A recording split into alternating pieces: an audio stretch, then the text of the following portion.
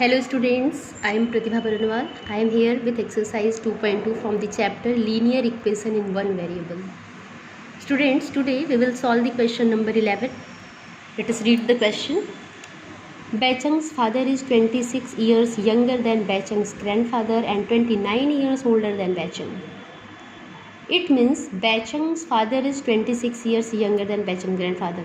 यानी बैचंग की जो फादर हैं वो बैचंग के ग्रैंडफादर से 26 ईयर्स यंगर हैं. यंगर मतलब छोटे हैं, यानी बैचंग ग्रैंडफादर और फादर के बीच में 26 ईयर्स का डिफरेंस है. Now Baichung's father is 29 years older than Baichung और बैचंग से बैचंग के फादर 29 ईयर्स ओल्डर हैं. ठीक है बच्चों, तो फिर the sum of the ages of all the three is 135. What is the age of each one of them. सबके एज आपको अलग अलग बताने हैं.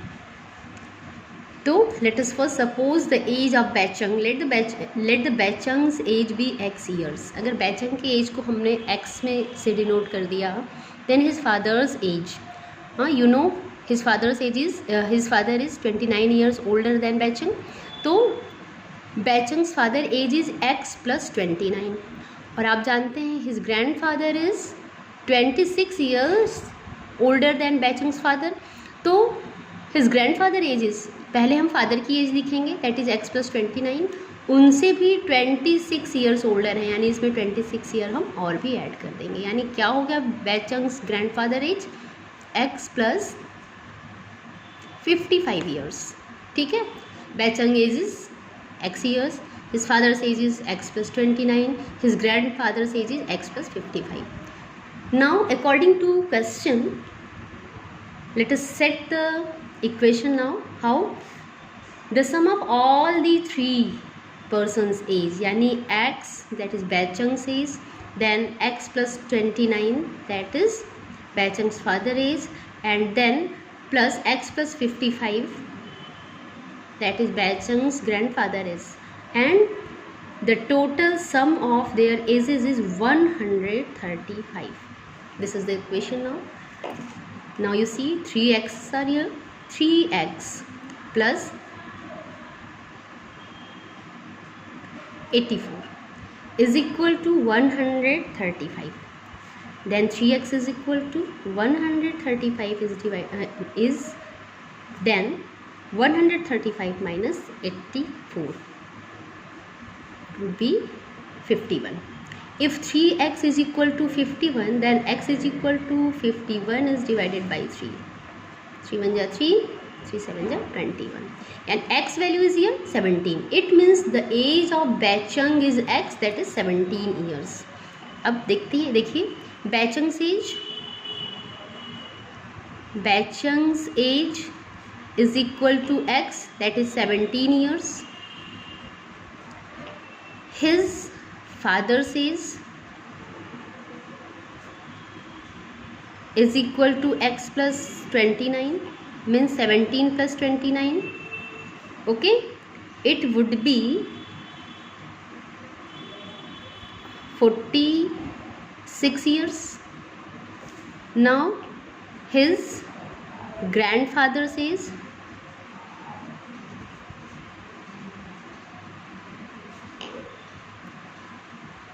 is equal to x + 55, यानी x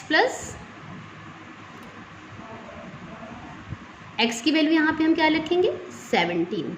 17 + 55 that would be equal to 50, 60, 72 years. Now you see Bachang's age is now 17 years, his father's age is 46 years, and his grandfather's age is 72 years. These all are the answers. Okay, in the same way let us now start question number 12. 15 years from now Ravi's age will be 4 times his present age. What is the Ravi's present age? ठीक है, ये बहुत ही simple सा question है जो आप self भी कर सकते हैं, लेकिन मैं थोड़ा सा आपको एक्सप्लेन कर देती हूँ. 15 years from now Ravi's age will be 4 times his present age. तो let Ravi's present age be x years. अगर रवि की प्रेजेंट एज x ईयर्स है तो 15 ईयर्स फ्रॉम नाउ, यानी after 15 years his age will be x + 15। अगर present is x है तो 15 years बाद उसमें प्लस हम 15 कर देंगे। तो ये जो इसकी आफ्टर 15 ईयर्स जो एज है, this is the 4 times his present age. Present age जो x था उसका 4 टाइम्स है। तो ये आपका इक्वेशन सेटअप हो गया। ठीक है, ध्यान से देखिए, x + 15 is equal to 4 × x is equal to 4x। तो हम क्या करेंगे बच्चों, 15 को यहीं रहने देंगे, x का ट्रांसपोजिशन करेंगे। तो 15 is equal to 4x - x means 3x। 4x - x is equal to 3x। 3x is equal to 15, then x is equal to 15/3। 3 × 5 = 15। It means 5 years. 5 years is the present age of Ravi. Okay students, now let us solve question number 13.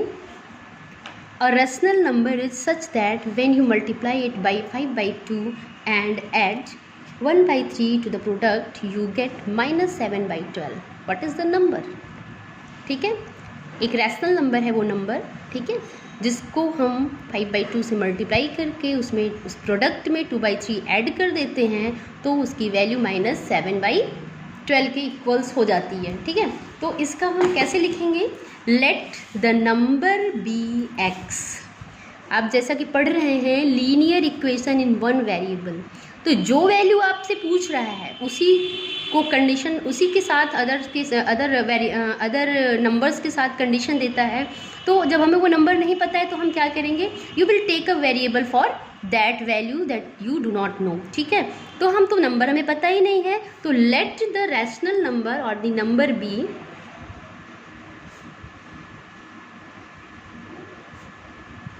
x. Okay, now according to question, अगर हम question के according अब देखें तो a rational number is such that when you multiply it by 5/2, यानी इस x का multiply अगर हम 5/2 से कर दिया, ठीक है, and add 2/3 to the product, तो ये प्रोडक्ट हो गया। जब हम मल्टीप्लाई करते हैं तो क्या निकलता है बच्चों, प्रोडक्ट निकलता है। तो प्रोडक्ट को ऐड करना है, प्रोडक्ट में ऐड करना है क्या, 2/3 को, ठीक है, to the product to get -7/12। तो जब हमने इस प्रोडक्ट में 2/3 को ऐड कर दिया तो हमारे पास जो वैल्यू आ रही है that is -7/12. This is according to the question. Now this is the equation you created here. Now let us solve this equation. 5x/2, 5 into x means 5x. 5x/2 is equal to -7/12. और ये जो 2/3 है बच्चों, इधर जा करके यहाँ positive है तो वहाँ प्लस जो है माइनस हो जाएगा 2/3. ठीक है, तो सबसे पहला काम हमारा यही होता है कि वेरिएबल टर्म को हम एज अ सब्जेक्ट बनाते हुए लेफ्ट हैंड रखते हुए बाकी सारा कैलकुलेशन राइट हैंड करके हम वैल्यू x की इसी तरह लाते हैं. तो 5/2 x इज इक्वल टू, इसे हम सॉल्व करेंगे. ठीक है, देखिए 12 और 3 का एलसीएम 12 होगा. ठीक, 12 से 12 कैंसिल हो जाता है 1 टाइम में, तो 1 7 जा -7 माइनस 3 4 जा 12, 4 टाइम्स तो 4 2 जा 8. अभी इसे हम कैलकुलेट करेंगे तो -15/12 ये किसकी वैल्यू है, 5/2x की.